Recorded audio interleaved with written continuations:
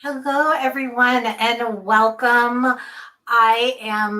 Welcome to everyone watching live on whatever platform, and welcome to our webinar participants. I'm Lauren Van Hamert, and I am an arts journalist, podcast host, and communications director for the Broadway Education Alliance. And I am so thrilled to introduce you all to Dr. Thalia Goldstein, who is going to be our guest today.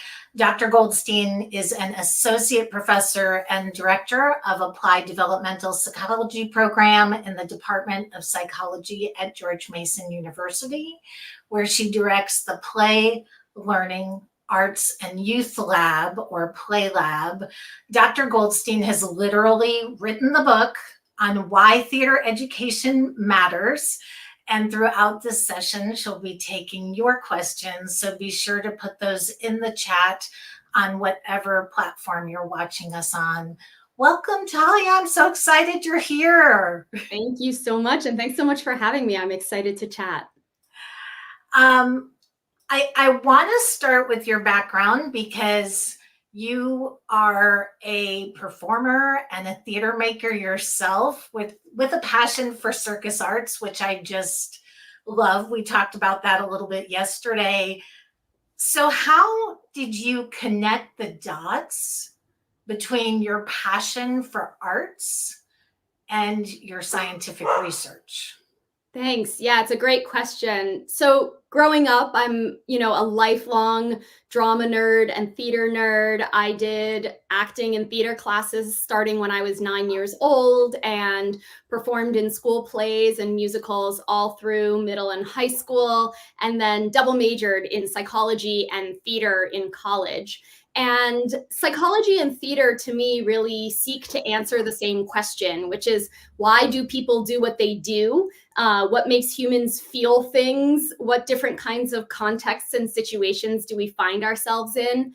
So after I spent a few years in New York, sort of auditioning and doing some small shows, I decided that I wanted to go and get a PhD in psychology, specifically to do research around play, imagination, theater, and the arts to look at the benefits of these activities for children's development. So that's sort of how I started out, and it's just continued on since then. Amazing. It's interesting because I think most people who are involved who have been touched by theater enrichment programs or teach theater education would definitely say instinctively that what happens in theater matters, that what happens in a theater class truly has the ability to change hearts and minds. But really, up until now, as I understand it, there hasn't been any kind of scientific study to substantiate that. So talk about your methods for collecting and quantifying your data. I mean, how do you measure empathy? It's a great question, and one that psychologists spend a lot of time debating.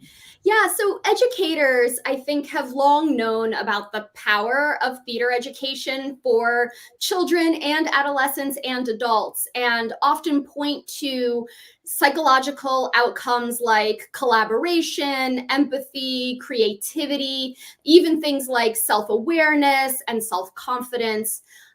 But psychologists really haven't done a good job of using the methods of science and the questions that we form in the psychological community to look at the arts and their potential and look at theater and its potential.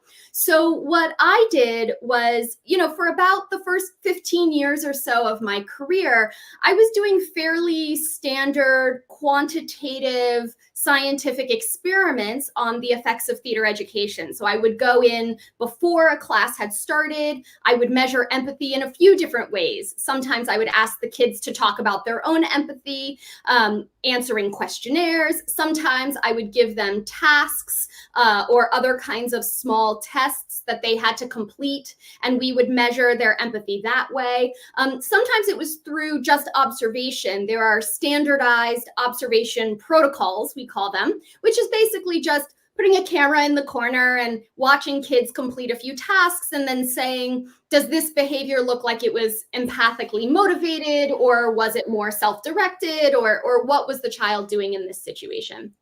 So I had been using those kinds of measures, and I have a series of, scientific peer-reviewed publications on the outcomes from theater and from theater education on those kinds of measures. But what that work was missing up to this point was really going into the classroom and really going into theater education where it was happening in the schools, with the educators, with the students, sort of live. And so for the project, the book, Why Theater Education Matters, what I did was I went to 5 different school districts across the United States, and I just did some observations. We put a video camera in the corner and sort of tried not to interrupt the teachers as they were engaging in their daily theater education sort of activities and in their classroom teaching for that group of students in that context. And then we brought the films home and engaged in a variety of different kinds of analyses on the films in order to look for what is actually happening in the classroom. How are the activities and different types of questions that the students are being asked organized? And then what are the different kinds of social, emotional, and cognitive skills that the students are being asked to bring into the classroom, to practice in different kinds of theater activities, being really asked to use and integrate in their theater education. And those are called the habits of mind. And so that's what we were really looking for, was how is the time organized in these classrooms? And then what are these habits of mind, these acting habits of mind that the students are bringing into the classroom that have real world implications outside of the classroom? Now, before we get into the habits of mind, which I know connects directly with life skills and soft skills, and that is really in, I think, most people's minds who are practitioners of theater will say why theater matters or why theater education matters. But before we get to that, were there commonalities of what goes on from classroom to classroom in the theater classes? Yeah, absolutely. This is one of the things where I was sort of expecting there to be some foundational similarities across these different kinds of schools. So we were in magnet schools and general education schools and conservatories. We were in urban areas and rural areas and suburban areas. We were basically in all of the different kinds of classrooms, really small classrooms that only had 6 kids in them, large classrooms that had, 30 kids taking their very first theater class ever. Basically everywhere that 13 to 18-year-olds might take theater in the United States, we were trying to get sort of an example classroom of that type. And what I was particularly surprised by is that there are 4 main kinds of activities that we saw across all of the different classrooms. And there really wasn't any moment in any of these classrooms that didn't fall into one of these 4 kinds. So yeah, you can see the graphic here.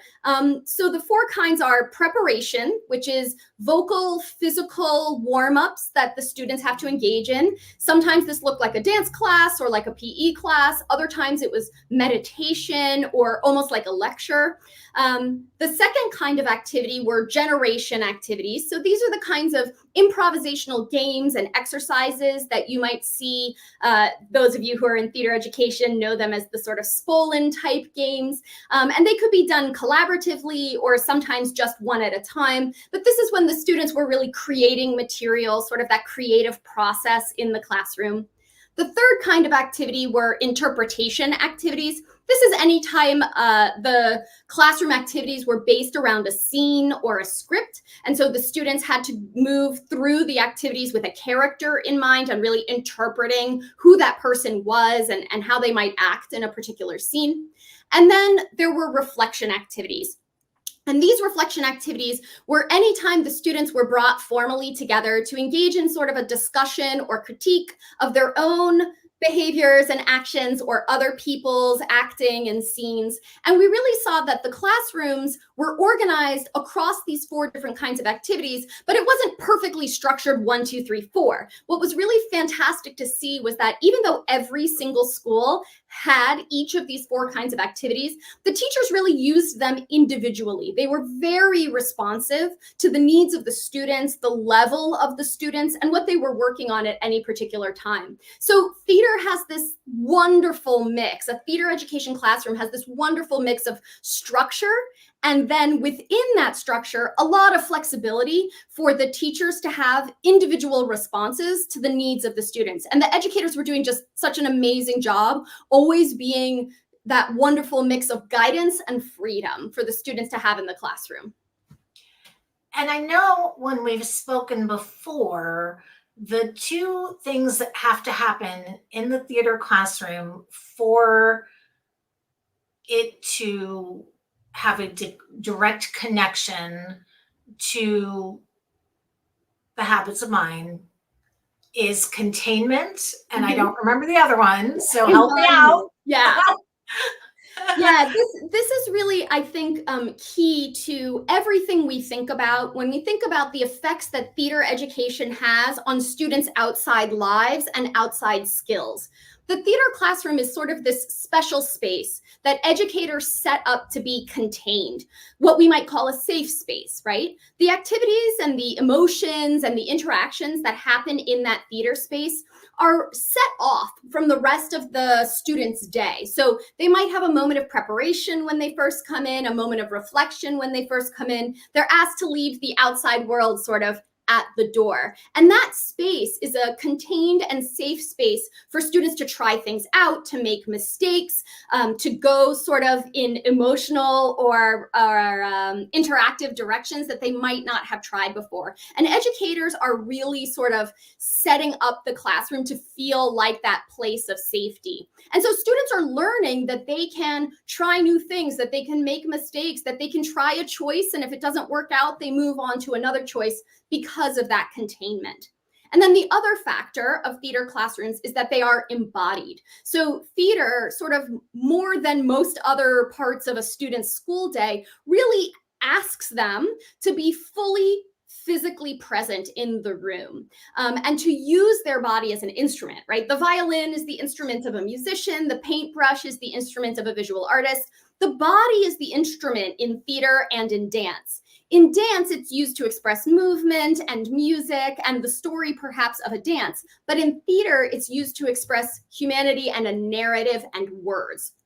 And so it's this echo of the way that students interact and engage when they're out in the hallways. But in the theater classroom, because of this containment, there's a safe way to try on new things physically and experience them in an embodied way that they might not have been able to experience otherwise. So I think it's the combination of those 2 things, the containment and the embodiment, that gives students the practice and hopefully the confidence to learn skills like collaboration or creativity that they can then take outside of the theater classroom and apply in their everyday life. So that brings us to the acting habits of mind. And I'm going to pull up the graphic that you sent me so you can really explain to people what these habits of mind are and how they translate to soft skills and life skills that kids are going to take with them way beyond the theater classroom. Absolutely. Yeah. And thank you. The visual is always very helpful, I think. So the idea behind habits of mind, this isn't something that I created for the book, but rather the idea of habits of mind has existed in educational psychology for quite a while. And it's not a singular psychological skill, right? We talk about empathy as a singular psychological skill, but the habits of mind, I think, are a better fit for theater because they are naturally more complex. Each habit of mind contains multiple different ways of solving problems or completing tasks that students can use their own individual strengths and their own individual skills and abilities to bring to bear on whatever it is they're being asked to do in a classroom. So the habits of mind have been used, as I said, in mainstream education. There's also scientific habits of mind and artistic habits of mind for anyone who's familiar with the studio thinking books. There are legal habits of mind, mathematical, but here are the acting habits of mind.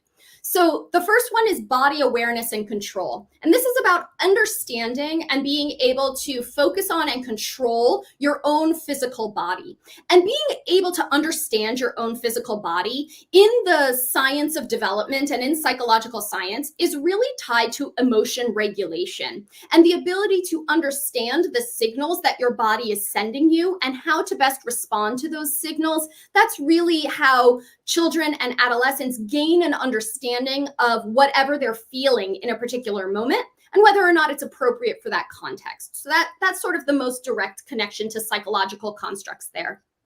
The second habit of mind is release inhibitions and be playful. So this is all about going out there and doing things without judging yourself, right? Trying something new and being a little bit silly. Acting classes and theater education asks students to act in a way that they might not ever do in the cafeteria or in the rest of their lives. But by trying this out, as I mentioned, in this embodied and contained way, students can gain confidence that their choices are appropriate and that they can try new things and be open to new experiences without necessarily having sort of large consequences that might be negative.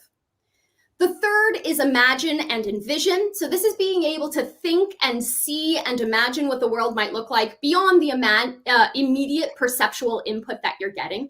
And of course, this is critically important for all sorts of creative skills, but it's also really important for decision making because it's hard to make decisions unless you engage in alternative thinking about, well, what might this decision do for me? Or if I made a different decision, what pathway would my life take? So being able to imagine and envision the choices before you can be really helpful in decision making.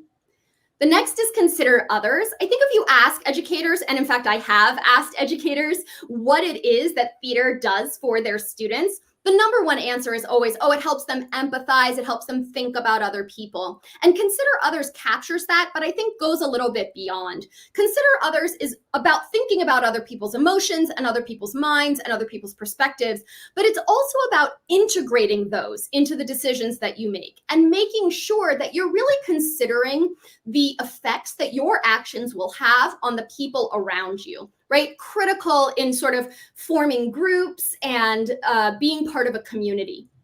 And that leads into the next habit of mind, which is think collaboratively. Theater is not a solo art, right? Even if you're doing a monologue project, you have a director, you might have an audience, you have producers and designers that you're working with. And in a theater classroom, students are being asked to really communicate with other people and really make sure that they are not just acting on their own impulses, but they are acting on the group's needs and for the group. And when you think about something like the 21st century skills, the skills that our students need in order to be successful in these jobs of the future that we don't even know what they are yet, right? We don't even know what the jobs of 2065 look like. But we do know that collaboration and considering others are going to be critically important for making sure that you can be creative, that you can communicate, that you can engage in relationships and friendships that really make life rich. The next habit of mind is sort of, again, another pair, which is be flexible and commit to choices. So this is one I remember from my own acting days, which is you have to make a decision, right? You have to make a firm choice about how you're going to perform. And then if it doesn't work, you got to switch. And then you switch to something else and you make a firm choice. You can't make 3 choices at the same time. You got to commit to one decision and you go in that direction. And then if it doesn't work, you're flexible, you got to be open to new ideas and open to changing ideas. And these are really the core of the creative process and teaching students how to not just get stuck in one loop or just get stuck in one idea and be unable to move on from it, even if it's not working, but to move flexibly and be open to other people's ideas, be open to trying something out. Even if it doesn't work, you still got to try it, right? You still have to commit. You have to try something, and then you can use the 8th habit of mind, which is reflect and think metacognitively. And this is really about taking that moment to thoughtfully consider your own and others' actions. And in fact, this is so important in the theater classroom that it's both a section of theater class, right, where students are sitting down, perhaps in a group, perhaps with the educator, and reflecting on what they've done over the course of the day or what they might bring with them out of the classroom. But it's also a habit of mind to bring to being an audience member, or a habit of mind to bring to working with your fellow students as you make decisions across a scene, reflecting and thinking metacognitively, thinking about your choices, thinking about your thinking and whether or not it's working. So these were the 8 habits of mind that we found, and we found them in every single classroom across every single one of the 40 classes where we collected data over the course of 3 years. And what was actually super surprising to me was there wasn't really another habit of mind that didn't fit in to this group of 8. There wasn't one that like existed in just one school but not other schools. And that these 8 habits of mind really sort of iterate and work with each other across different kinds of exercises. So when I showed these, when I was first developing them, I showed them to professional actors, I showed them to theater professors, I showed them to K through 12 theater educators, and everybody sort of looking at them went like, yeah, this looks like the set, this looks like the group. So I feel pretty confident that even though we collected these data in high schools, these 8 acting habits of mind exist sort of from the creative dramatics that you do with kids all the way in kindergarten and pre-K through professional rehearsal processes and training programs. I love it so much. I love how these 8 principles really are directly related to real life. I remember when my son was little, his teacher used to tell me, he doesn't sit in his desk. He doesn't sit in a circle in circle time, but don't worry. These are the kids who grow up and find cures for cancer. And I feel like that's what we're talking about here, is that these habits of mind really identify how the creative process really nurture and help train our children. So I love this so much. As you're reading and discussing the 8 habits of mind, I can't help but think about AI and artificial intelligence, because I don't think you can train a robot certain emotions and feelings and relationship building that we're talking about. But how important in this day and age is it? Because I feel like it's almost more important than ever to really support and promote arts education in helping prepare our kids for this new world we're living in. Yeah, it's such a critical question. And I think, 5 years ago, there was a different answer, and 5 years from now, there's going to be a different answer. But I think one thing that is consistent is that across all of these acting habits of mind is self-expression, right? It's collaboration of the self with other people. It's considering others to make sure that you can be in relation with other people.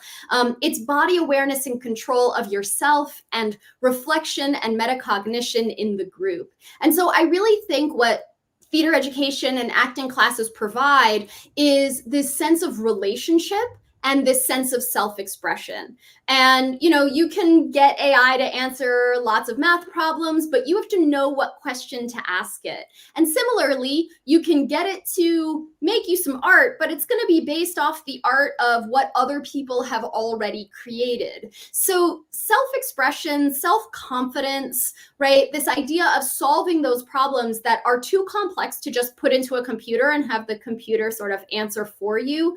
That's where I think arts education really plays a role, is going beyond sort of what's the here and now, and creating a sort of sense of the group and a sense of each person in the group having agency, having worth, having value, so that they can express what they need to express in order to solve problems. I do want to remind our viewers, and people are kind of popping in and out of the webinar and in and out of the live chats. But if you do have a question or comment, put them in the chat or the comments section on whatever platform you're watching us on, and we will get to those questions. One thing that's striking to me about everything we've discussed is very little of this has to do with the finished product, the final performance. And one of the things I as we've talked over the last few months about your research is, I think, the focus on process and practice and warm-ups was something that was very surprising to you. So could you speak to that versus, I think all of us always focus on the end product, the finished product, but in this particular scenario, that's not it. Sure. And I think actually this is a really interesting area for future research because we don't really know what the difference might be in a classroom when there is a final product that everybody's working towards, right? In most of the classrooms that I was in, the students were working towards either final juries or final scenes, as compared to a classroom where there isn't sort of a final product and you're just there for 14 weeks and then you've done your exercises and you get to move on to another class. So I think it's actually an open question as to the importance of having the final product. That being said, even when you're working towards a final product, the process of theater education and the process of engaging in acting classes is relatively similar, right? You're still learning about each other, you're learning your characters, you're learning your scenes, you are practicing sort of working in a collaborative environment. You're practicing what might it be like if you try different choices. And that's whether those choices are for an immediate exercise that then you sort of leave by the wayside and don't do again, or whether those choices are for performance at the end of the period. I think one of the interesting things about theater actually is that even when you are heading towards a final performance, if that performance is, say, a long Broadway run, the expectation is that it's relatively static and stable over time. And so it really is the process of being in a rehearsal room and the process of creating a work that is variable and that has all of these different habits of mind. Once you're in performance, I think probably there's some different stuff going on, but it's still an open question for research and one I'd be really excited to know the answer to. Yeah, me too, definitely. We do have a comment on Facebook, so I'm going to go ahead and show that here. Gigi said that the current agenda is pushing forward.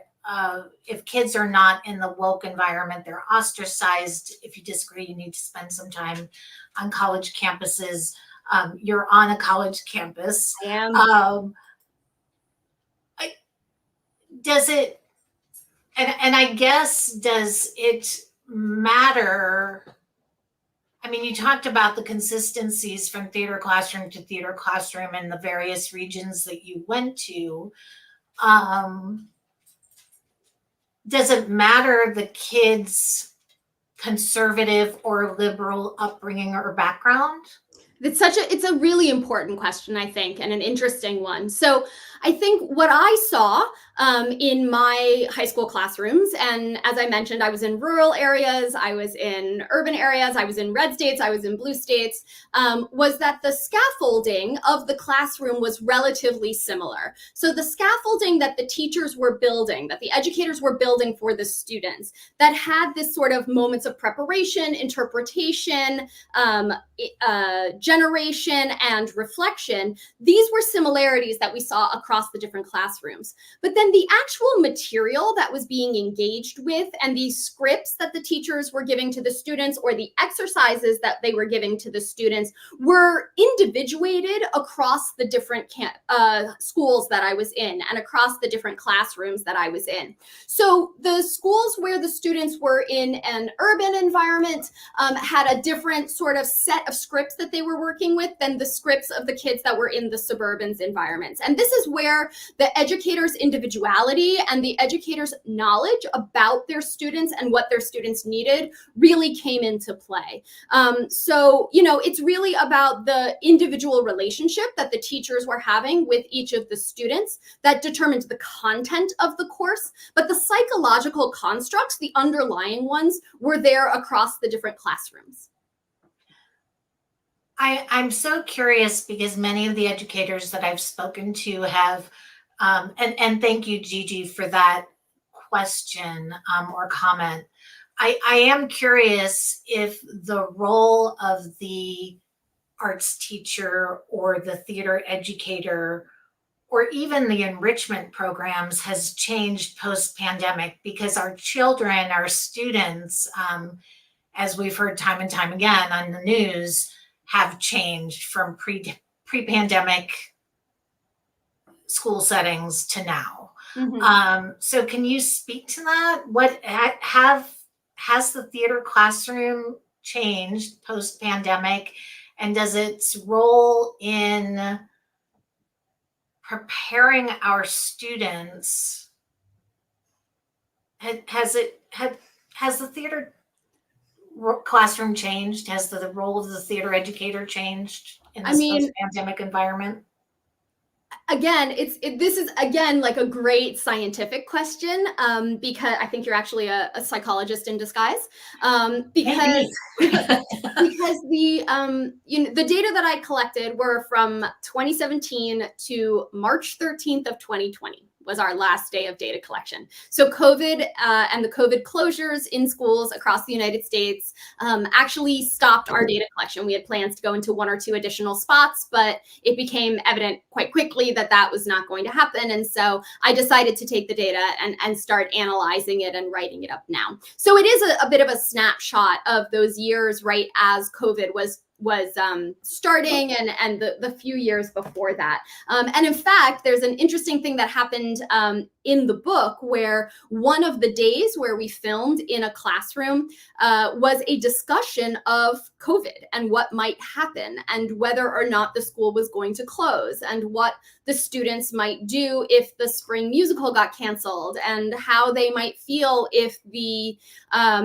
graduation had to take another form or get canceled. And so it's a really interesting sort of capsule of both what the students were thinking at that time, but also of the teacher's ability to bring up, and I think this speaks to the last question as well, difficult topics and topics where there was a difference of opinion and topics where the students weren't really sure if there was a right answer or what that right answer might be. And I think that that's a really nice exemplar of how that was able to happen. I also have another example in the book of a different school where the students had to do an hour-long improvisational exercise in which they had to use a specific line of text in order to create a character and then play that character in this sort of interactive discussion around theater. Interactive discussion around the school day and what should happen in the school day. And so, of course, it became a discussion about COVID. It was, I think, originally supposed to be about prom planning, and then it got switched to COVID because of the sort of current event that was happening at that time. And so, again, it shows that sort of theater was able to, a theater classroom and a theater educator was sort of able to absorb that difficulty and that difficult topic and create something out of it. Now, as far as what the theater classroom looks like, I think there's good evidence to suggest that what COVID did in a lot of areas and for a lot of schools was to exacerbate and shine spotlights on problems that were already there, difficulties that were already existing in the school systems and in the education systems, things that already needed to be fixed and problems that were already there that needed sort of time and attention on them. So my guess is sort of whatever was happening before COVID is just sort of even larger now, right? And even sort of a more immediate call now. I'm mindful that, we're living in an era of book bans in some areas. I know some educator friends of mine feel restricted on what they can and can't say in the classroom. are the theater teachers and the classrooms you've been in, do they have any imposed restrictions that you've seen? Or is this a safe space where people can express themselves and not worry as much about those other outside factors? Yeah, it's an interesting question. I think, one of the things I really wanted to focus on was what are the teachers actually teaching and what are they actually spending their time on and what are they creating out of all of the different questions, curriculum, restrictions that may or may not be placed on them in their classrooms. I did interview every single teacher after every single class. So I went to 40 different classrooms, 14 different types, and I interviewed the teachers after each one of the 40 classes that we observed and asked them, what was your main goal for the day? Were there any ways in which you think you did a really good job? Were there ways in which you thought you sort of failed or didn't do a very good job today? What was really interesting to me actually was that not a single teacher, not once, brought up a curriculum restriction, a curriculum goal, a requirement or a ban or anything like that. Now, that being said, I did not directly ask. So it is possible that if I had directly asked, did you feel constrained about your curriculum when you were putting your syllabus together? Or had you been told or warned that there was something you had to talk about or that you were not allowed to talk about in this space this year? I didn't ask that question directly. So it is possible that teachers had sort of already made the decision to talk about or not talk about certain books, made choices around which shows they were going to use in their classrooms, the materials they were going to provide students, that kind of thing. So again, it's one of these questions where, as you mentioned at the very beginning, there hasn't been a lot of psychological research on theater. And so as a result, we don't have a lot of evidence for what these kinds of restrictions and requirements do for teachers as they're coming into the classroom. I think one thing that it speaks to is that teachers and educators in the moment of teaching, which is really where I was, right? I was in that moment of teaching. I wasn't in the planning phase. We weren't in the syllabus development phase.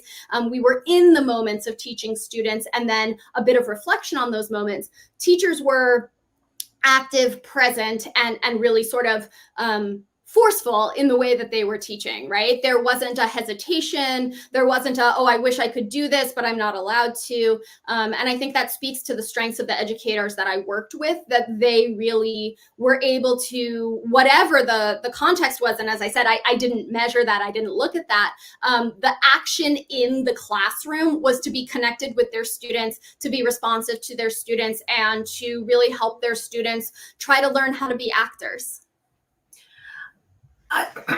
So the book came out in July. I know you field a lot of questions from educators as to how can I argue and advocate for arts education in my school or in my school district. And we were joking yesterday, you now have 300 pages that you can show somebody to advance that argument. But where do we go from here, and how do you hope that educators will be able to use the information that you've published, or advocates will be able to use the research that you've published? Where do we go from here?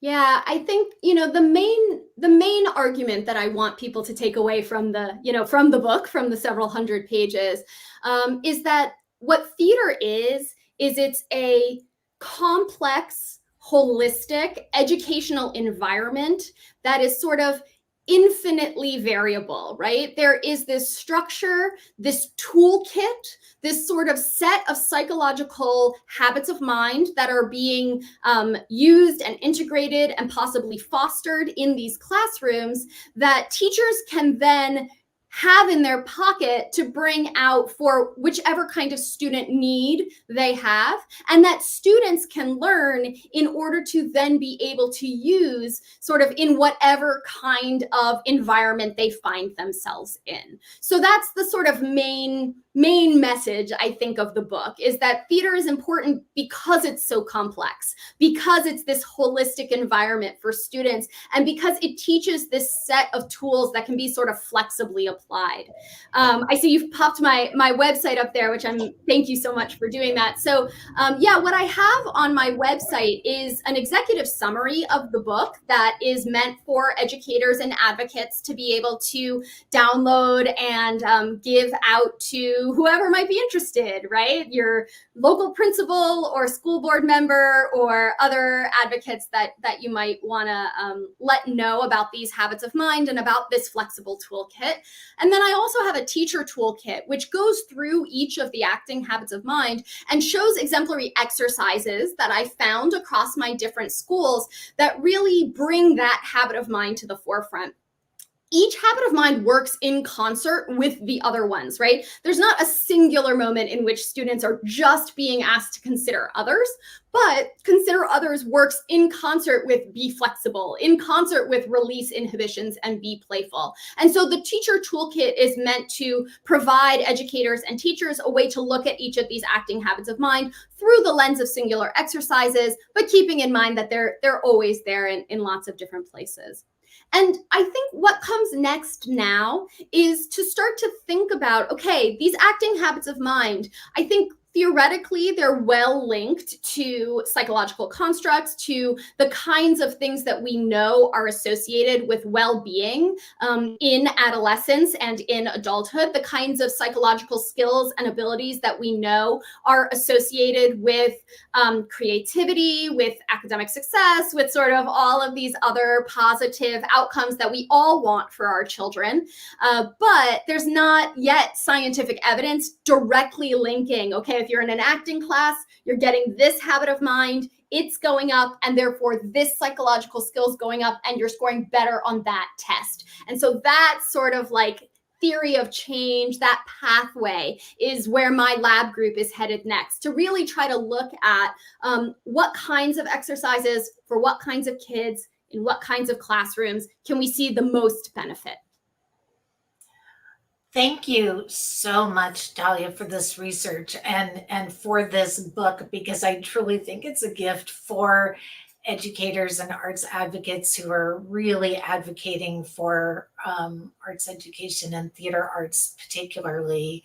I love that you have the teacher resources, and I want to remind people that in addition to going to your website, they can go to StageNotes.org, and we have lots of free resources, toolkits, and study guides there as well. And please follow the Broadway Education Alliance as well as StageNotes on all the different social media platforms. And I will certainly put links in the notes following this broadcast.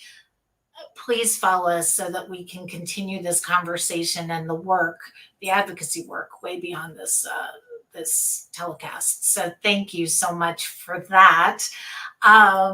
We're almost out of time. Do you have anything else you'd like to add to the conversation that we haven't touched upon yet?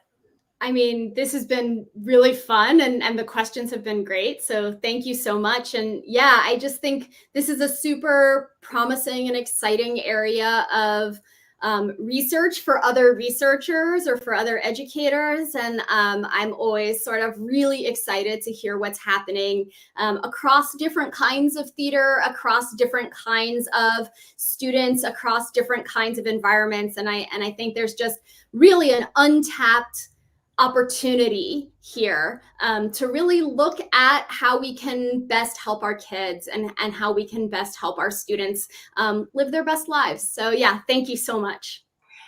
And I think to that point, it's so interesting because my husband and I always joke, oh gosh, we grew up and we never used those algebra skills, but boy, the things that at least I learned in my theater classroom and my debate classroom, which is different kind of performance, but those things that I learned in those classrooms that gave me the practical soft skills and life skills that we're talking about, that's really what becomes useful in everyday life. Not that math and English and science aren't important, but as far as the useful and the soft skills and truly the business skills, building careers, I think these in any field, theater skills equals life skills, soft skills. Yeah. So for sure.